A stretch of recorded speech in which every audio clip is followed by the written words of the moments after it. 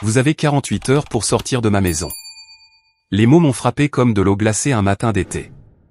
Je suis resté là, dans la cuisine que je nettoyais depuis 6 mois, les torchons encore à la main, à fixer ma belle-fille, Jessica, alors qu'elle faisait défiler son téléphone sans même lever les yeux sur moi.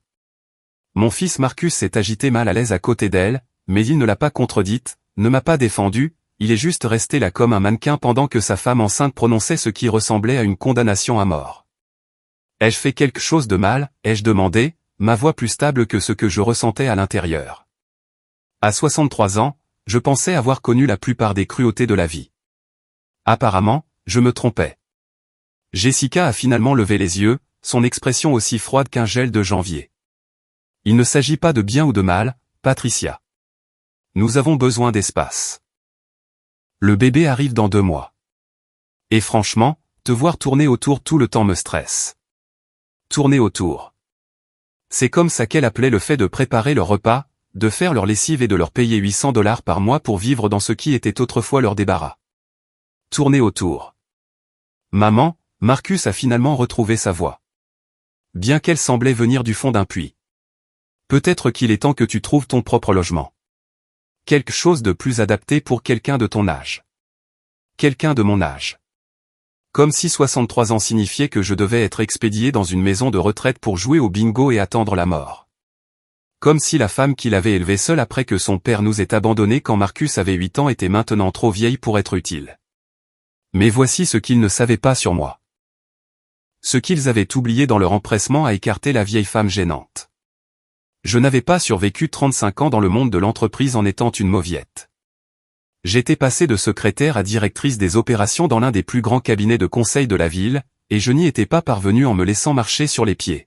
« Quand veux-tu que je sois parti ?» ai-je demandé calmement. Jessica a semblé surprise par mon manque de drame.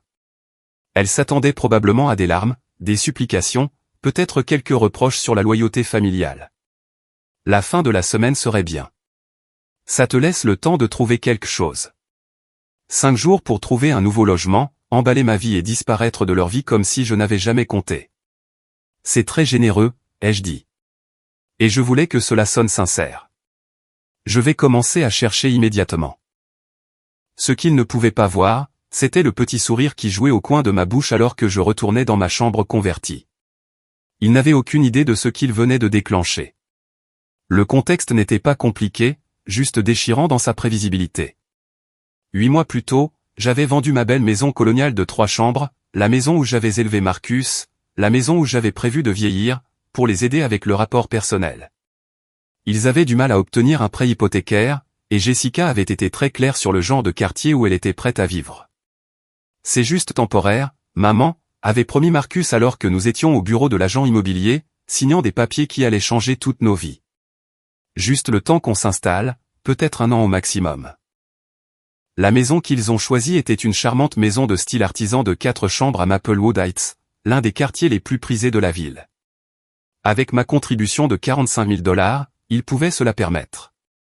Sans cela, ils auraient dû chercher des appartements ou des maisons dans des zones que Jessica jugeait inadaptées pour élever des enfants. J'avais emménagé dans leur garage transformé en studio, payant un loyer qui couvrait leurs charges, et plus encore. Je pensais aider la famille. Je pensais assurer mon propre avenir, en restant proche du fils pour qui j'avais tout sacrifié et des petits-enfants que j'espérais avoir. Au lieu de cela, j'avais financé mon propre exil. Pendant 8 mois, j'ai essayé d'être l'invitée parfaite. Je préparais le dîner la plupart des soirs, toujours les plats préférés de Jessica. Je faisais les courses, la lessive, le grand nettoyage qu'elle détestait. Quand ils avaient des amis, je me faisais discrète. Quand ils voulaient être seuls, je trouvais des raisons de sortir de la maison. Ce n'était jamais assez. Jessica se plaignait que j'utilisais trop d'eau chaude, que je laissais des miettes sur le comptoir, que je déplaçais des choses dans sa cuisine, que je regardais la télévision trop fort, trop tard, trop tôt, que je recevais trop de courriers à leur adresse. Chaque plainte était une petite coupure, mais je les avais toutes endurées parce que je pensais que c'était temporaire. Je pensais que nous construisions quelque chose ensemble, une unité familiale qui se renforcerait à l'arrivée du bébé. Je m'étais spectaculairement trompé. La nuit après qu'il m'ait mise dehors, je me suis assise dans mon petit espace, entouré des cartons que j'avais commencé à faire, et j'ai passé quelques appels. Des appels que j'aurais probablement dû passer des mois plus tôt. Le premier était à mon ancien collègue, Richard Chen, qui dirigeait maintenant sa propre société de promotion immobilière. Patricia, quelle merveilleuse surprise. Comment se passe la retraite? En fait, Richard, je pense sortir de ma retraite.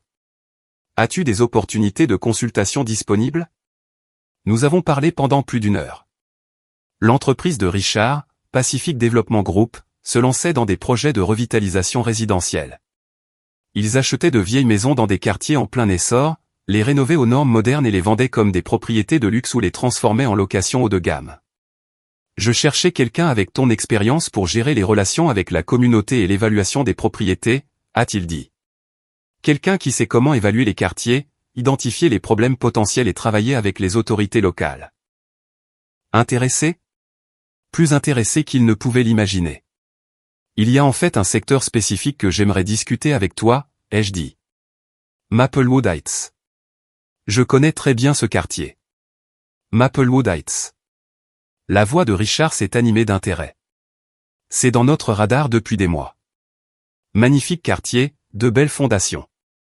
Mais certaines propriétés ont besoin d'être modernisées. Tu connais bien. Intimement.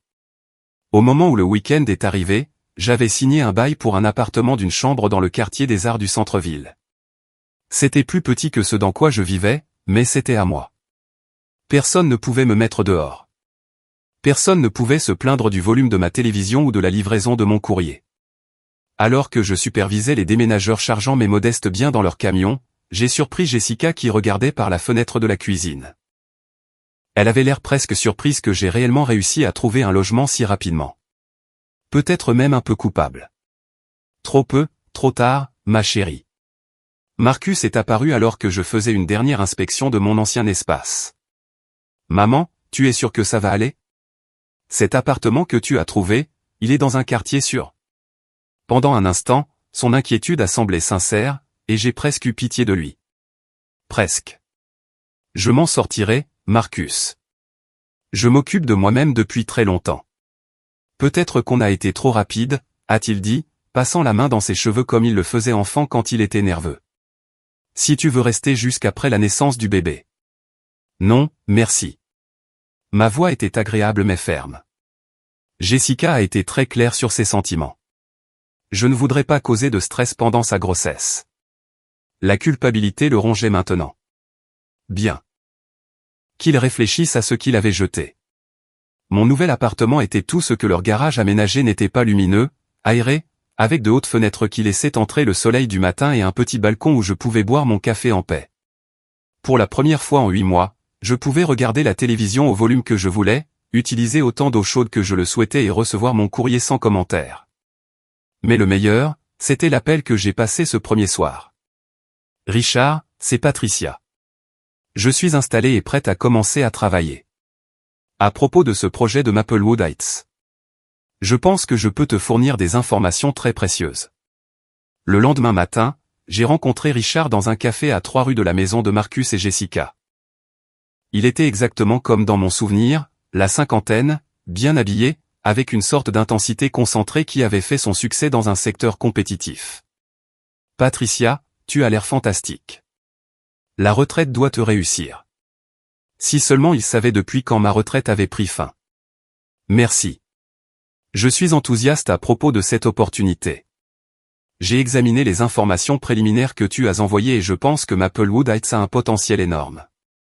Richard a étalé des cartes et des rapports de propriété sur notre table.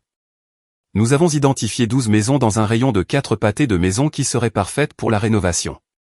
Le quartier a de bonnes bases, des arbres bien établis, une infrastructure solide, proche du centre-ville mais tout en restant résidentiel. J'ai étudié les cartes, notant avec satisfaction que la rue de Marcus et Jessica était en plein centre de sa zone cible. Le défi, a poursuivi Richard, est d'identifier les propriétés dont les propriétaires pourraient être motivés à vendre et celles qui ont des problèmes cachés qui pourraient compliquer la rénovation. Je pourrais peut-être aider avec ça, ai-je dit prudemment. J'ai passé beaucoup de temps dans le quartier récemment. J'ai observé pas mal de choses sur l'état des propriétés et les situations des propriétaires. Richard s'est penché en avant. Comme quoi? J'ai sorti un carnet que j'avais tenu pendant mes mois d'exil. 1247 Elmwood Drive, par exemple. Les propriétaires sont jeunes, des primo-accédants qui se sont financièrement dépassés. Ils ont fait des modifications sans permis pour créer un espace de vie supplémentaire, mais je doute que le travail respecte les codes du bâtiment actuel. Tout ce que je lui disais était absolument vrai. Marcus et son ami Dave avaient aménagé le garage pour créer mon espace de vie, mais ils avaient sauté le processus de permis pour économiser de l'argent et du temps. L'installation électrique était discutable. L'isolation était inadéquate, et l'ajout de la salle de bain n'était certainement pas aux normes. Richard prenait des notes. Comment sais-tu tout ça? J'envisageais de leur louer un espace à un moment donné. J'ai pu examiner la propriété de très près. Également vrai, au sens le plus technique du terme. D'autres propriétés intéressantes? J'ai feuilleté mon carnet, signalant plusieurs maisons dans la rue. Madame Henderson au 1251 avait 91 ans et avait du mal à entretenir sa propriété. Les Johnson au 1239 traversaient un divorce difficile. Le jeune couple au 1255 essayait de vendre depuis des mois, mais ne trouvait pas d'acheteurs prêts à gérer les problèmes de fondation qu'ils ignoraient. Ce sont des informations incroyablement précieuses, a dit Richard. Avec ce genre de renseignements de l'intérieur, nous pouvons approcher les propriétaires avec des solutions aux problèmes qu'ils rencontrent déjà. C'est l'idée. Que dirais-tu de commencer immédiatement? J'aimerais commencer par cette première propriété que tu as mentionnée, le 1247 Elmwood Drive. Penses-tu que les propriétaires pourraient être réceptifs à une offre? J'ai siroté mon café, savourant le moment. Je pense qu'ils sont sur le point de devenir très réceptifs, en effet. Le génie du modèle économique de Richard n'était pas qu'il forçait les gens à vendre. Il fournissait simplement des solutions aux problèmes qu'ils avaient déjà. Souvent des problèmes dont ils ne connaissaient même pas encore l'existence. Au cours de la semaine suivante, je l'ai aidé à faire des recherches sur les propriétés du pâté de maison de Marcus. Nous avons découvert que Madame Henderson avait été citée par la ville pour des infractions d'entretien de jardin qu'elle ne pouvait pas se permettre de régler. Les Johnson faisaient face à une vente forcée dans le cadre de leur procédure de divorce. Les problèmes de fondation au 1255 étaient en fait bien pires que je ne l'avais d'abord pensé. Et le 1247 Elmwood Drive, la maison de rêve de Marcus et Jessica, était assise sur une bombe à retardement de violation du code qui devrait être réglée tôt ou tard. La beauté de cette approche, m'a expliqué Richard alors que nous traversions le quartier en voiture, c'est que nous ne créons pas de problèmes, nous les résolvons. Ces propriétaires vont être confrontés à ces problèmes que nous soyons impliqués ou non. Nous leur offrons juste une porte de sortie qui est meilleure que d'attendre que la ville les force à agir. Le jeudi matin, Richard a appelé avec une nouvelle qui allait tout déclencher. Patricia, je viens de raccrocher avec le bureau d'urbanisme de la ville. Ils effectuent une révision complète des vieux quartiers pour la conformité au code, en commençant par Maplewood Heights. Toute propriété avec des modifications non autorisées sera signalée pour une inspection dans les 30 prochains jours. Mon cœur a fait un petit bond. Toutes les propriétés? Absolument toutes. Ils se concentrent particulièrement sur les conversions de garages et les ajouts qui auraient pu être faits sans les permis appropriés. Les propriétaires devront tout mettre aux normes ou faire face à des amendes importantes. Et le coût pour mettre des travaux non autorisés aux normes? Selon l'ampleur des violations, entre 8 000 et 20 000 $, plus le temps et les tracas de devoir gérer la bureaucratie de la ville, les entrepreneurs et les inspections. Parfait. Richard, je pense qu'il est temps de faire quelques présentations. Le vendredi après-midi, j'ai remonté l'allée familière du 1247 Elmwood Drive, un porte-bloc à la main et vêtu de ma tenue la plus professionnelle. Richard marchait à mes côtés, l'air de l'homme d'affaires prospère dans son costume sur mesure et son sourire confiant. À travers la fenêtre du salon, j'ai pu voir le visage choqué de Jessica en me reconnaissant. Elle s'attendait probablement à ce que je m'éclipse de honte, pas que je revienne une semaine plus tard avec l'air de posséder le monde. Marcus a ouvert la porte et j'ai regardé son cerveau essayer de comprendre ce qu'il voyait. Sa mère récemment expulsée, debout sur son perron avec un homme étrange en costume chair. Tous deux ayant l'air très officiel et très sérieux. Maman, sa voix s'est cassée comme celle d'un adolescent. Qu'est-ce que tu fais ici? Bonjour Marcus, ai-je dit agréablement. Voici Richard Chen de Pacific Development Group. Nous aimerions discuter d'une opportunité d'affaires avec vous. Richard s'est avancé doucement. Carte de visite tendue. Monsieur Morrison, j'espère que nous ne vous dérangeons pas. Patricia a travaillé avec nous en tant que consultante de quartier, et elle a mentionné que votre propriété pourrait être disponible pour un développement. J'ai regardé le visage de Marcus passer par la confusion, la reconnaissance et l'horreur naissante alors qu'il commençait à comprendre ce qui se passait. Disponible pour un développement, a-t-il répété faiblement. Nous sommes spécialisés dans l'achat de propriétés qui ont besoin d'être modernisées ou qui ont des problèmes de conformité, a poursuivi Richard. Patricia a mentionné que vous pourriez avoir des modifications non autorisées qui doivent être corrigées. Jessica est apparue derrière Marcus, son ventre de femme enceinte rendant la navigation difficile. Qu'est-ce qui se passe, Patricia? Pourquoi es-tu là? Madame Morrison, a dit Richard chaleureusement. Félicitations pour la grossesse. Nous comprenons que ce n'est peut-être pas le meilleur moment pour des rénovations majeures, c'est pourquoi nous aimerions discuter de l'achat de votre propriété purement et simplement. Le silence qui a suivi était assourdissant. Je pouvais presque entendre les rouages tourner dans leur tête alors qu'ils essayaient de comprendre comment leur invité récemment mis à la porte s'était transformé en leur pire cauchemar. Nous ne sommes pas intéressés par la vente, a finalement dit Jessica, la voix tendue de suspicion. Bien sûr, a acquiescé Richard, compréhensif. Cependant, je dois mentionner que la ville a programmé des inspections de conformité au code pour tout ce quartier. Toutes les propriétés avec des travaux non autorisés devront être mises aux normes actuelles dans les 60 jours. Marcus est devenu pâle. Des inspections de conformité au code? J'en ai bien peur. La conversion du garage ici, par exemple, a-t-elle les permis appropriés? J'ai regardé mon fils déglutir, sachant très bien que non. Combien cela coûterait-il de mettre les choses aux normes?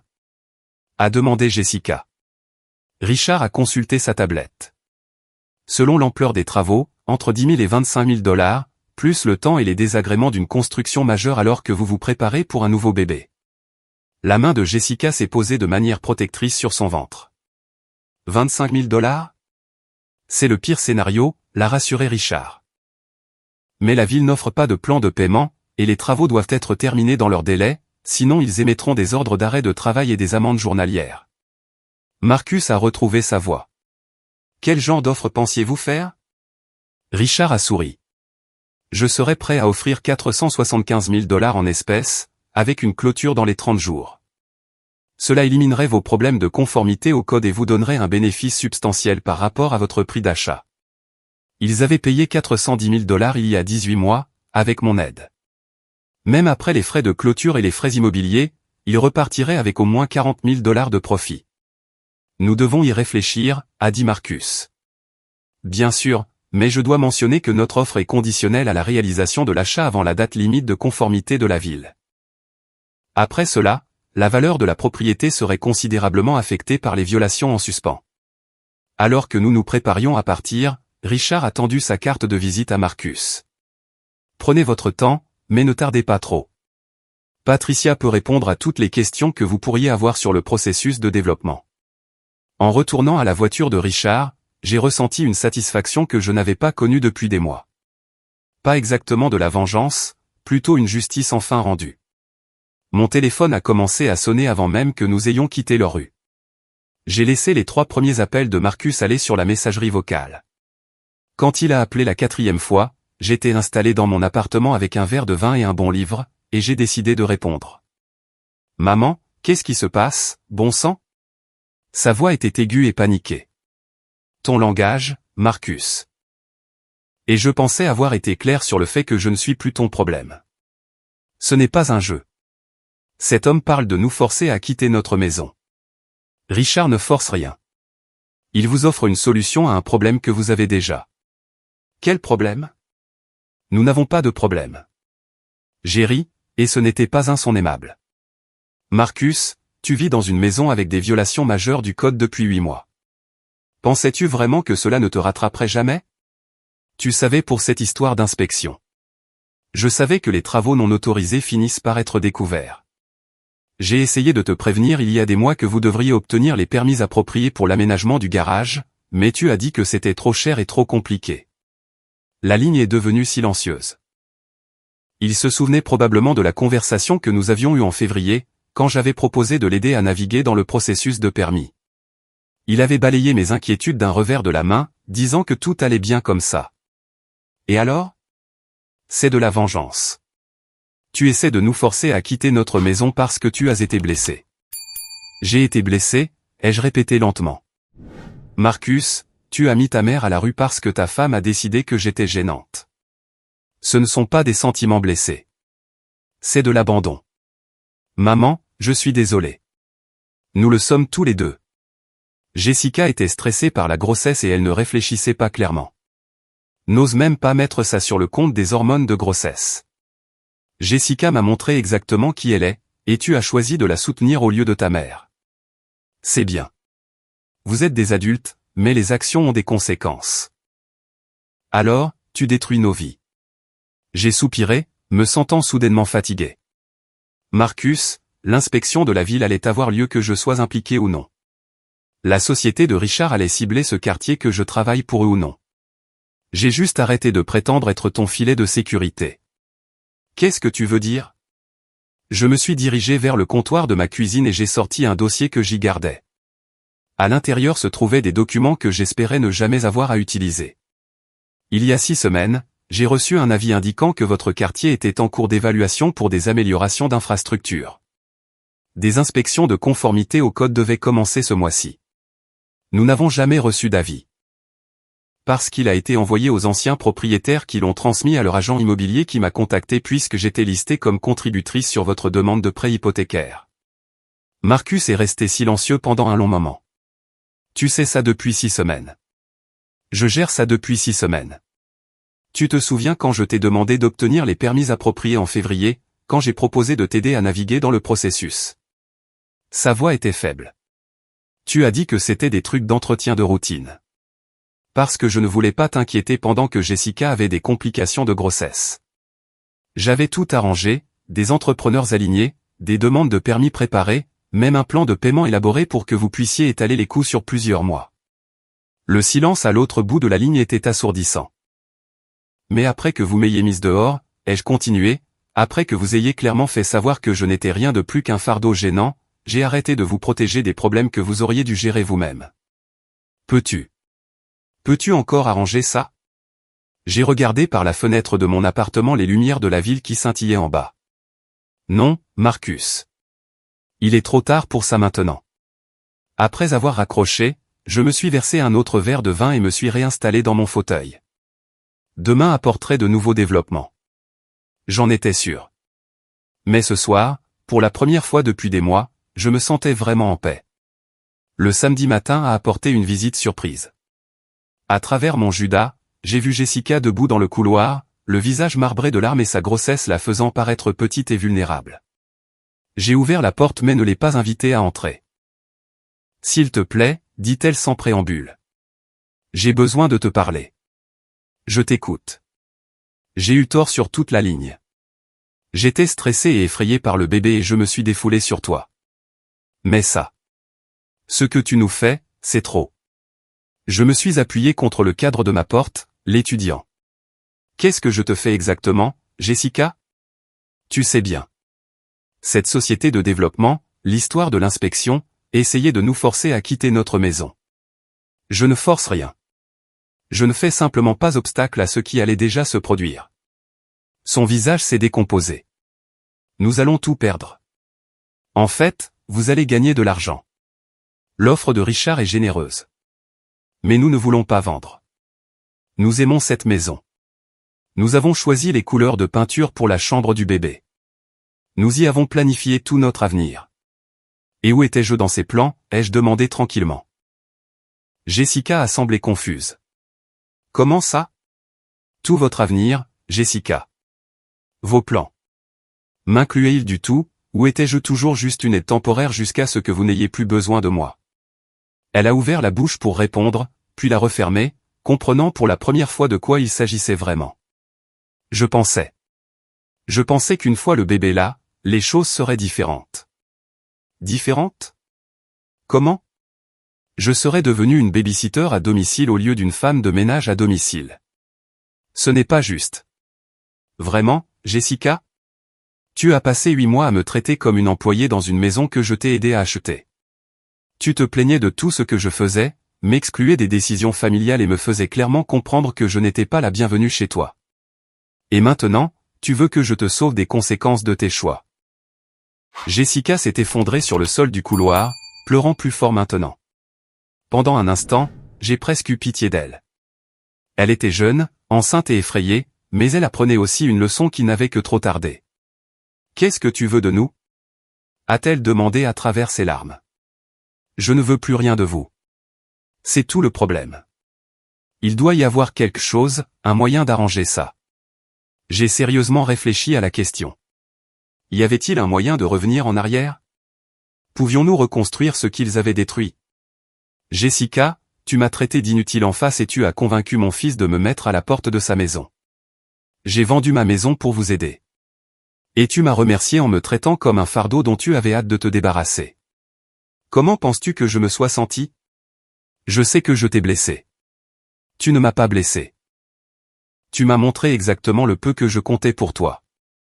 La blessure est venue de la prise de conscience que mon propre fils était prêt à accepter ça. Jessica s'est relevée avec difficulté, une main sur le bas de son dos. Alors c'est tout. Tu vas nous détruire parce qu'on a fait une erreur. Je ne détruis rien. L'offre de Richard est juste, plus que juste, en fait. Vous ferez un bénéfice sur la vente et pourrez acheter quelque chose de mieux ailleurs. Et si on ne trouve rien d'autre qui nous plaît? Alors vous apprendrez que les choix ont des conséquences. Tout comme j'ai appris que faire partie de la famille ne garantit pas que vous serez traité comme tel, après son départ, j'ai appelé Richard. Comment nos jeunes propriétaires gèrent-ils la nouvelle, a-t-il demandé. À peu près comme on pourrait s'y attendre. Beaucoup de panique, quelques reproches, un peu de supplication. Et toi, des regrets sur cette approche? J'ai réfléchi à la question. Est-ce que je me sentais coupable? Un peu. Est-ce que j'avais pitié d'eux? Peut-être. Mais est-ce que je regrettais de m'être enfin défendu après une vie passée à être considérée comme acquise? Pas le moins du monde. Aucun regret. Quand prévois-tu de les relancer? Lundi matin. Je leur laisse le week-end pour en discuter. Ensuite, j'aurai besoin d'une réponse. Le calendrier de la ville ne permet pas de longues délibérations. Parfait. Le lundi a apporté un appel que je n'attendais pas. Le numéro sur mon téléphone indiquait les parents de Jessica, Frank et Linda Morrison. Patricia, c'est Linda Morrison. J'espère que je ne vous dérange pas en appelant. Pas du tout, Linda. Comment allez-vous? Eh bien, c'est de ça que je voulais vous parler. Jessica nous a appelés ce week-end, très contrariée, disant quelque chose à propos de devoir vendre leur maison à cause de violation du code et de société de développement. Elle pleurait si fort qu'on pouvait à peine la comprendre. Je me suis assise prudemment. Les parents de Jessica étaient de bonnes personnes qui avaient élevé leur fille pour qu'elle soit meilleure que la personne qu'elle était devenue. Ils ne méritaient pas d'être entraînés dans ce pétrin. C'est compliqué, Linda. Patricia, je dois vous demander quelque chose directement, et j'espère que vous serez honnête avec moi. Est-ce que Jessica et Marcus vous ont fait du mal? La question flottait dans l'air entre nous. Je pouvais mentir, trouver des excuses, essayer de minimiser ce qui s'était passé, ou je pouvais dire la vérité. Oui, Linda, ils l'ont fait. Que s'est-il passé? Je lui ai tout raconté. La vente de ma maison, l'aménagement du garage, les 8 mois passés comme une invitée indésirable dans une maison que je les avais aidés à acheter, les plaintes de Jessica, la façon dont elle m'avait parlé, et enfin le matin où il m'avait mise dehors avec un préavis de 5 jours. Linda est restée silencieuse pendant un long moment après que j'ai fini. Oh, Patricia, je suis tellement désolé. Nous n'en avions aucune idée. Je ne m'attendais pas à ce que vous le sachiez. Je n'ai dit à personne ce qui se passait. Frank va être furieux quand je lui dirai. Nous avons mieux élevé Jessica que ça. J'en suis sûr, mais les gens montrent parfois leur vrai visage quand ils pensent pouvoir le faire en toute sécurité. Que pouvons-nous faire pour arranger ça? C'était la même question que Jessica avait posée, et j'ai donné à Linda la même réponse que j'avais donnée à sa fille. Certaines choses ne peuvent pas être arrangées, Linda. On ne peut qu'en tirer des leçons. Mais il doit y avoir un moyen. Que faudrait-il pour que vous les aidiez avec ces violations du code? La question n'est pas ce qu'il faudrait. C'est le fait qu'ils ont brûlé les ponts quand ils ont décidé que j'étais superflu. Linda a soupiré lourdement. Je comprends. Ça ne me plaît pas, mais je comprends. Que se passe-t-il maintenant? Maintenant, Ils font face aux conséquences de leurs choix comme des adultes. Ils vendront la maison à la société de Richard, feront un joli bénéfice, et j'espère trouveront un autre endroit où vivre où ils traiteront mieux les membres de leur famille. Et le bébé? Le bébé ira bien.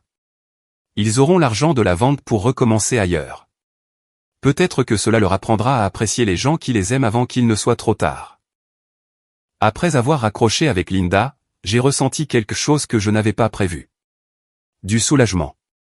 Parler à quelqu'un qui comprenait la gravité de ce que Marcus et Jessica avaient fait, quelqu'un qui n'essayait pas de le minimiser ou de l'excuser, m'a aidé à réaliser que je ne surréagissais pas.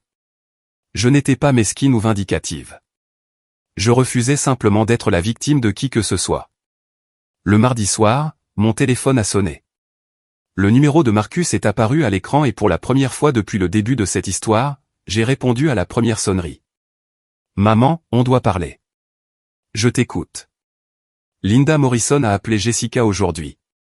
Elle lui a dit ce que tu lui avais raconté, tout.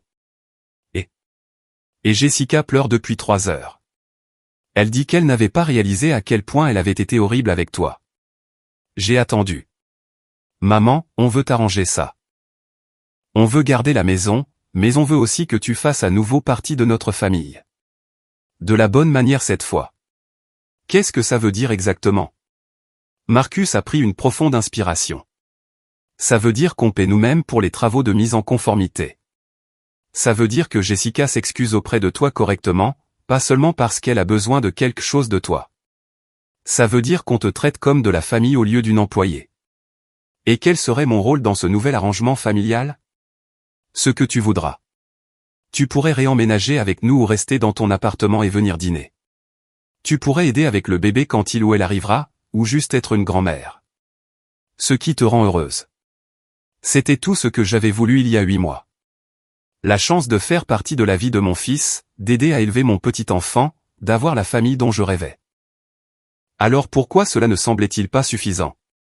Marcus, j'apprécie l'offre. Vraiment. Mais j'ai besoin de savoir pourquoi maintenant. Pourquoi dis-tu tout ça maintenant alors que tu n'as rien pu dire de tout ça quand je vivais réellement chez vous? Parce qu'on te prenait pour acquise. Parce qu'on pensait que tu serais toujours là, peu importe comment on te traitait. On avait tort. Et si je vous aidais maintenant, si je faisais disparaître ce problème, comment saurais-je que vous ne recommenceriez pas à me prendre pour acquise? Le silence s'est étiré entre nous. Je suppose que tu devrais nous faire confiance. Confiance, ai-je répété. Après 8 mois à être traité comme un fardeau, suivi d'une expulsion de votre maison, je devrais avoir confiance que vous avez soudainement appris à m'apprécier. Maman, s'il te plaît. On est désespérés. Les parents de Jessica sont furieux contre elle. Elle mange à peine, dort à peine.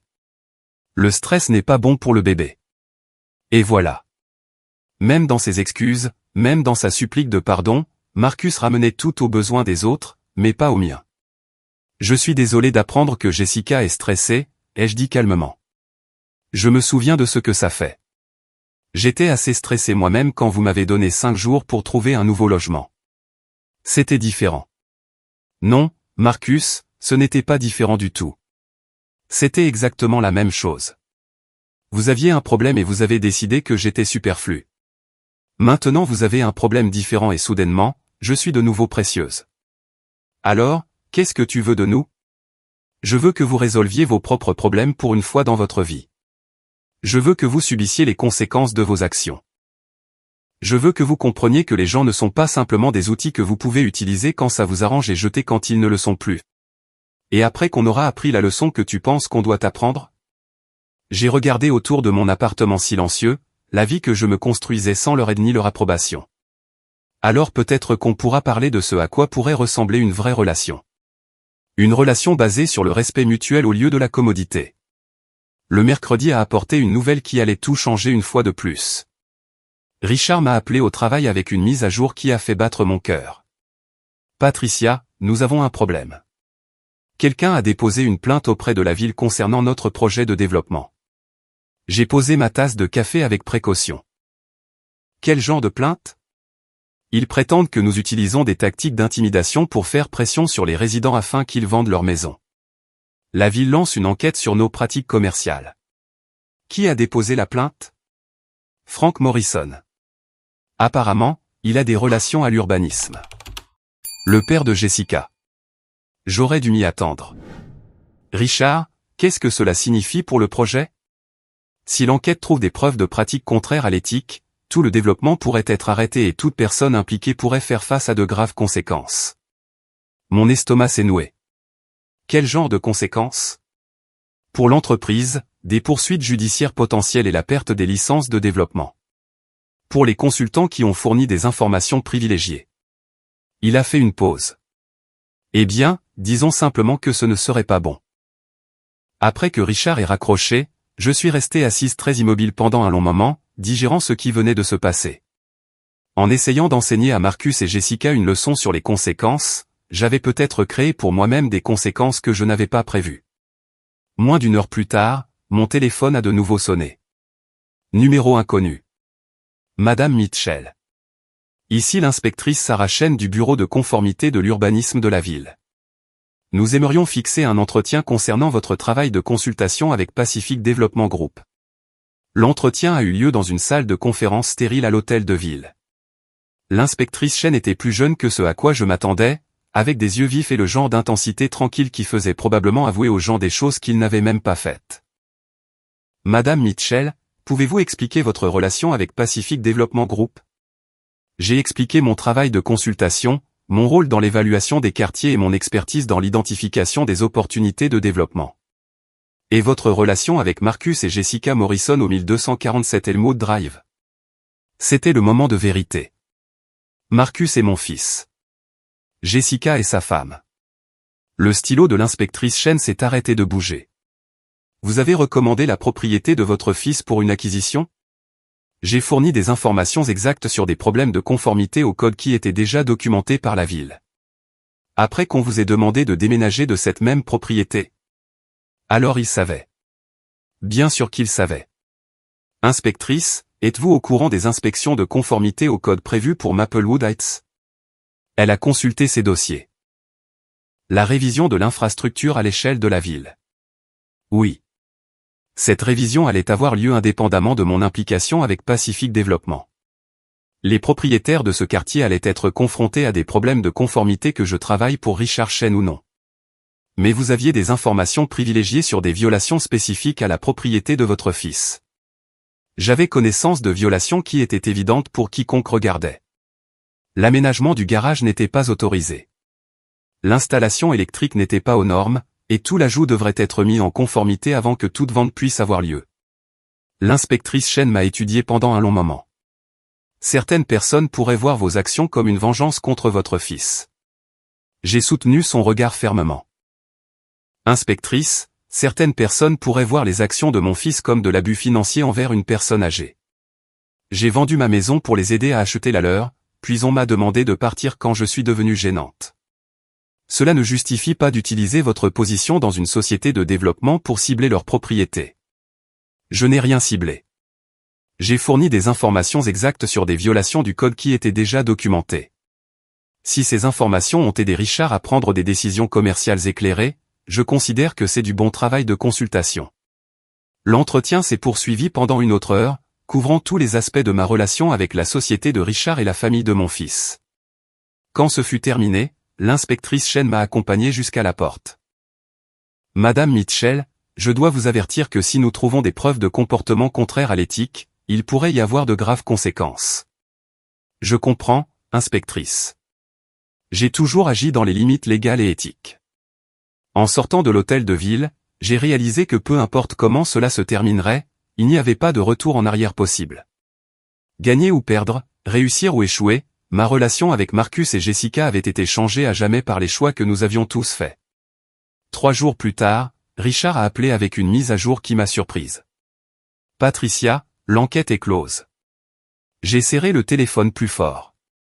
Et aucune malversation n'a été trouvée. La ville a déterminé que toutes nos procédures de développement étaient légitimes et que votre travail de consultation était tout à fait approprié. Le soulagement m'a envahi comme de l'eau fraîche.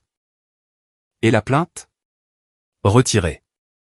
Frank Morrison a appelé ce matin et s'est excusé d'avoir fait perdre son temps à la ville. Apparemment, il a eu des conversations très éclairantes avec sa fille sur ce qui s'est réellement passé entre vous et sa famille.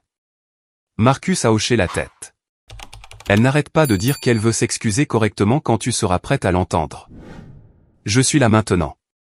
Je suppose qu'on devrait en finir avec cette conversation. La chambre de Jessica était privée et calme, remplie du bip doux des équipements de surveillance.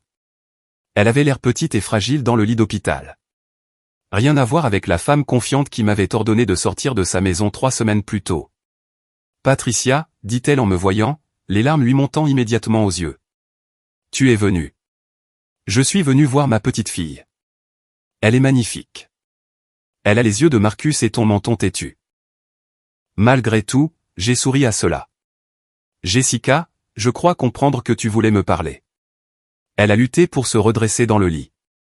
J'ai eu beaucoup de temps pour réfléchir ces dernières semaines à ce que je t'ai fait, au genre de personne que je suis devenue. Je n'aime pas qui j'étais. Et qui es-tu maintenant? Je ne sais pas encore. C'est à ça que sert la thérapie, je suppose. Mais je sais que je veux être quelqu'un de mieux, quelqu'un qui mérite de t'avoir comme famille. J'ai étudié son visage, cherchant des signes de manipulation ou d'insincérité. Ce que j'ai vu à la place, c'était de l'épuisement, de la peur et ce qui semblait être un remords sincère. Jessica, j'ai besoin que tu comprennes quelque chose. Je n'ai pas fait ce que j'ai fait pour te faire du mal, à toi ou à Marcus. Je l'ai fait parce que j'ai finalement atteint un point où je ne pouvais plus prétendre que faire partie de la famille signifiait accepter d'être maltraité. Je sais. Et j'ai besoin que tu comprennes quelque chose aussi. Ce que je t'ai fait n'avait rien à voir avec les hormones de grossesse, le stress ou toutes les autres excuses que j'ai essayé d'utiliser. C'était une question de pouvoir. Je l'avais et je l'ai utilisé pour te faire sentir petite parce que ça me faisait sentir grande. C'était plus de conscience de soi que ce que j'attendais d'elle. Pourquoi? Ai-je demandé. Parce que j'étais jalouse. L'aveu sembla la surprendre elle-même. Tu étais tout ce que je n'étais pas, confiante, capable, indépendante. Marcus parlait de toi comme si tu pouvais résoudre n'importe quel problème, réparer tout ce qui était cassé. J'avais l'impression de ne jamais pouvoir être à la hauteur. Alors, tu as décidé de me rabaisser à la place. J'ai décidé de te rendre aussi petite que je me sentais. Et je me suis convaincu que c'était justifié parce que la maison était à moi, que je portais le bébé de Marcus et que tu n'étais que temporaire. Je n'ai jamais été temporaire, Jessica. J'étais ta famille, ou du moins j'essayais de l'être. Elle a hoché la tête, pleurant librement maintenant. Je sais. Et j'ai jeté ça parce que j'étais trop peu sûr de moi et trop égoïste pour voir ce que j'avais. Nous sommes restés en silence pendant quelques minutes, le poids d'une conversation honnête s'installant entre nous. Qu'est-ce qui se passe maintenant? A-t-elle finalement demandé. Maintenant, tu te concentres sur ta guérison et sur le soin de ta fille. Marcus apprend à gérer les responsabilités d'adulte sans s'attendre à ce que quelqu'un d'autre répare ses erreurs. Et moi, je décide si vous avez tous les deux assez changé pour mériter une autre chance. Et si ce n'est pas le cas? Alors tu élèveras ta fille en sachant que les choix ont des conséquences. Et j'espère que tu lui apprendras à traiter les gens mieux que tu ne m'as traité. Jessica a grimacé à cette dure vérité, mais elle n'a pas argumenté. Puis-je te demander quelque chose? Dit-elle. Bien sûr. Accepteras-tu au moins de la rencontrer, le bébé? Tu n'as pas à nous pardonner ou à revenir dans nos vies, mais elle est innocente dans tout ça. J'ai regardé cette jeune femme qui m'avait causé tant de douleur, qui me demandait maintenant d'aimer son enfant malgré tout ce qui s'était passé entre nous. Comment s'appelle-t-elle? Patricia. Nous l'avons appelée Patricia Rose Morrison. Mon souffle s'est coupé dans ma gorge. Vous l'avez nommée d'après moi. Marcus a insisté. Il a dit que tu étais la femme la plus forte qu'il connaissait, et il voulait que notre fille ait cette force. Les larmes que j'avais retenues pendant des semaines ont finalement coulé. J'aimerais la rencontrer. Patricia Rose Morrison pesait 2 kilos et avait les doigts les plus parfaits que j'ai jamais vus. Elle était allongée dans sa couveuse en néonatologie, entourée d'équipements de surveillance, complètement inconsciente du drame familial compliqué qui avait précédé son arrivée. Elle est magnifique, ai-je murmuré, posant ma main sur la couveuse. Marcus se tenait à côté de moi, son visage doux d'émerveillement et de peur. Les médecins disent qu'elle va s'en sortir. Petite, mais en bonne santé. Elle est parfaite. Maman, je veux que tu saches, même si tu décides que tu ne peux pas nous pardonner, je veux que tu fasses partie de sa vie. Elle mérite de connaître sa grand-mère. J'ai regardé mon fils, cet homme qui m'avait si profondément déçu, mais qui me montrait maintenant un aperçu de la personne que j'avais élevée. Faire partie de sa vie signifie faire partie de vos vies, Marcus. Je ne peux pas compartimenter les relations comme ça. Alors, qu'est-ce qu'on fait? On y va doucement. On reconstruit la confiance par des actions constantes, pas par de grands gestes. On établit des limites et on les respecte. On se traite comme une famille au lieu de commodité.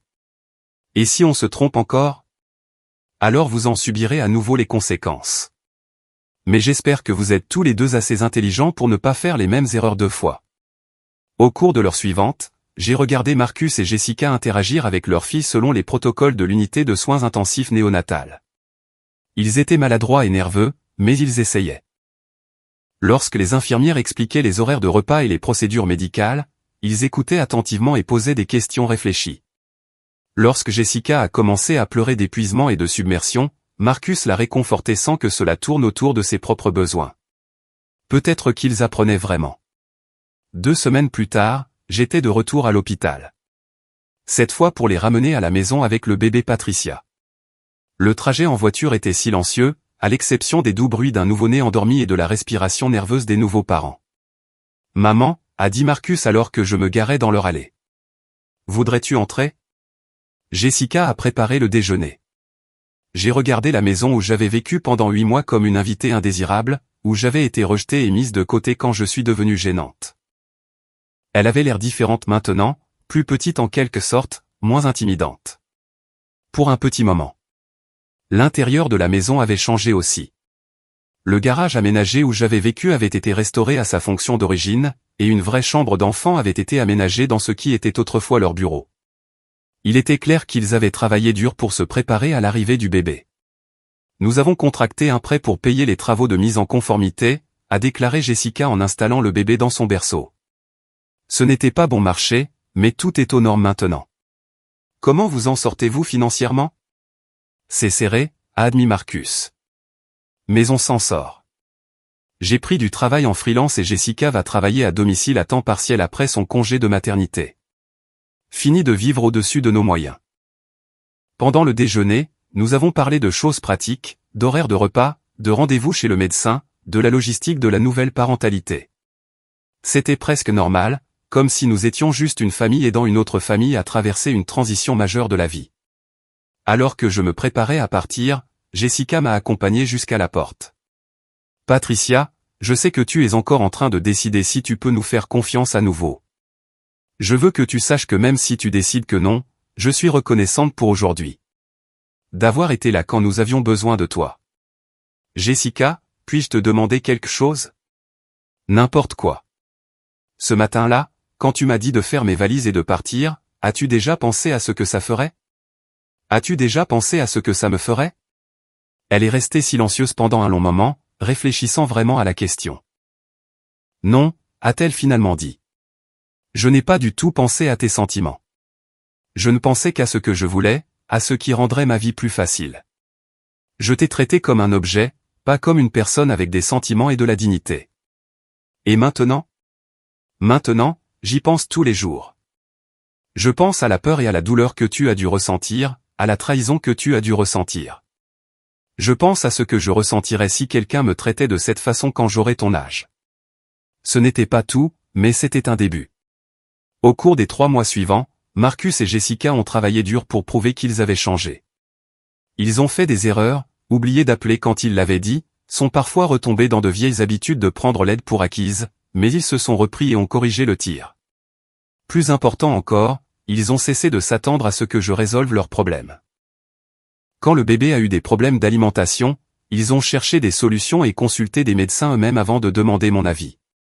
Quand leur voiture est tombée en panne, Marcus a géré les réparations et les arrangements de location de voitures sans m'appeler en panique. Quand Jessica a lutté contre la dépression postpartum, ils lui ont trouvé une aide professionnelle appropriée et des groupes de soutien. J'ai commencé à dîner avec eux 1 fois par semaine, puis 2 fois par semaine. J'ai gardé Patricia Rose quand ils avaient besoin de faire des courses, mais j'ai aussi maintenu ma propre vie et mes propres intérêts. J'ai gardé mon appartement en ville, j'ai continué à travailler à temps partiel pour la société de Richard et j'ai développé des amitiés avec mes voisins. La différence était profonde. Au lieu d'être une commodité vivante, j'étais un membre de la famille bienvenue. Au lieu d'être prise pour acquise, j'étais appréciée et respectée. Au lieu d'être utilisée et rejetée, j'étais valorisée et chérie. 6 mois après la naissance de Patricia Rose, Marcus et Jessica m'ont demandé de les rejoindre pour dîner dans un bon restaurant du centre-ville. « Maman », a dit Marcus après que nous ayons commandé. « Jessica et moi avons discuté et nous avons quelque chose à te demander. » « Oh. Nous voulons savoir si tu envisagerais d'être la marraine de Patricia Rose, » a dit Jessica. Pas seulement au sens religieux, mais au sens réel. Quelqu'un qui sera là pour elle quoi qu'il arrive. Quelqu'un qui la guidera et l'aimera inconditionnellement. Quelqu'un qui lui apprendra à être forte et indépendante comme sa grand-mère, a ajouté Marcus. J'ai regardé ces deux personnes qui m'avaient causé tant de douleur, qui avaient travaillé si dur pour regagner ma confiance, qui me demandaient maintenant de m'engager à aimer leur fille pour le reste de ma vie. À une condition, ai-je dit. Ils ont attendu nerveusement.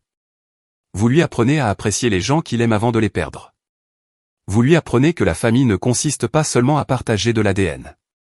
Il s'agit d'être présent, de se traiter mutuellement avec respect et de ne jamais prendre l'amour pour acquis. Marché conclu, ont-ils dit à l'unisson. Aujourd'hui, Patricia Rose a 18 mois, elle marche d'un pas chancelant dans le salon de ses parents et touche à tout ce qu'elle peut atteindre. Son premier mot clair a été « Mamie », qu'elle dit chaque fois qu'elle me voit, tendant ses bras potelés pour être prise. Marcus et Jessica ont grandi dans leur rôle de parents, gérant les nuits blanches et les responsabilités sans fin avec une maturité que je n'étais pas sûr qu'ils possédaient. Ils sont aussi devenus de meilleurs membres de la famille, me traitant avec le respect et l'appréciation que j'aurais dû avoir dès le début. Nous dînons ensemble tous les dimanches maintenant, une tradition qui a commencé quand Patricia Rose avait 6 mois. Parfois, nous allons chez eux. Parfois, ils viennent à mon appartement. Parfois, nous sortons. L'important n'est pas où nous sommes. C'est que nous sommes ensemble par choix. Pas par obligation ou commodité. Le mois dernier, ils m'ont demandé si j'envisagerais de réemménager avec eux. Pas en tant que locataire ou babysitter à domicile, mais en tant que membre de la famille avec mon propre espace et mon indépendance. J'ai dit non, et ils l'ont accepté avec grâce. J'aime mon appartement en ville. J'aime mon indépendance. J'aime le fait que lorsque je leur rends visite, c'est parce que nous voulons nous voir, pas parce que je n'ai nulle part où aller. Il y a quelques semaines, Patricia Rose a fait ses premiers pas directement dans mes bras. Alors que je la rattrapais et la soulevais en signe de célébration, j'ai vu Marcus et Jessica regarder avec d'énormes sourires, sincèrement heureux que je fasse partie de ce moment important. Merci, m'a murmuré Jessica par-dessus la tête du bébé. Je savais ce qu'elle voulait dire. Merci de ne pas avoir renoncé à nous. Merci de nous avoir appris à être meilleurs. Merci d'aimer notre fille même après que nous t'ayons blessée. Mais la vérité, c'est que je devrais aussi les remercier. Pas de m'avoir blessé. Je ne serai jamais reconnaissante pour ça. Mais de m'avoir forcé à trouver ma force, à découvrir mon indépendance, à apprendre que je n'avais pas à accepter d'être maltraitée juste pour maintenir des relations. La femme qui a vécu dans leur garage pendant 8 mois, acceptant chaque affront et insulte parce qu'elle avait peur d'être seule, n'est plus là. À sa place se trouve quelqu'un qui connaît sa valeur, qui exige le respect, qui n'a pas peur de s'éloigner des gens qui ne la traitent pas correctement. J'ai 64 ans et je comprends enfin que l'amour sans respect n'est pas vraiment de l'amour du tout. Je comprends qu'être une famille ne consiste pas à ce que vous êtes prêt à endurer. C'est ce que vous êtes prêt à exiger. Patricia Rose grandira en sachant que sa mamie est forte, indépendante et qu'on ne badine pas avec elle. Elle apprendra que les membres de la famille devraient s'élever les uns les autres, pas se rabaisser. Elle comprendra que l'amour s'accompagne de responsabilités et que maltraiter les gens a des conséquences. Plus important encore, elle saura qu'elle a une grand-mère qui s'est battue pour sa dignité, qui a choisi de pardonner mais pas d'oublier, qui a reconstruit des relations selon ses propres termes au lieu d'accepter les miettes que les autres étaient prêts à offrir. Parfois, le plus grand cadeau que vous puissiez faire à quelqu'un est la conséquence de ses actions. Parfois, la chose la plus aimante que vous puissiez faire est de refuser d'être une victime. Et parfois, juste parfois, les gens peuvent apprendre à être meilleurs si vous leur donnez la bonne motivation. La meilleure vengeance n'est pas de rendre l'appareil. C'est de devenir la personne que vous avez toujours été destiné à être et d'exiger des autres qu'ils s'élèvent pour être à votre hauteur. Alors que je regarde Patricia Rose jouer avec ses jouets, babillant dans son propre langage secret et explorant son monde avec une curiosité intrépide, je sais que cette petite fille grandira dans une famille qui a appris à s'apprécier mutuellement correctement. Elle n'aura jamais à se demander si elle est désirée ou à s'inquiéter d'être mise de côté quand elle deviendra gênante. Ce n'est pas seulement sa victoire, c'est aussi la mienne. Et cela vaut plus que toute la vengeance que j'aurais pu imaginer.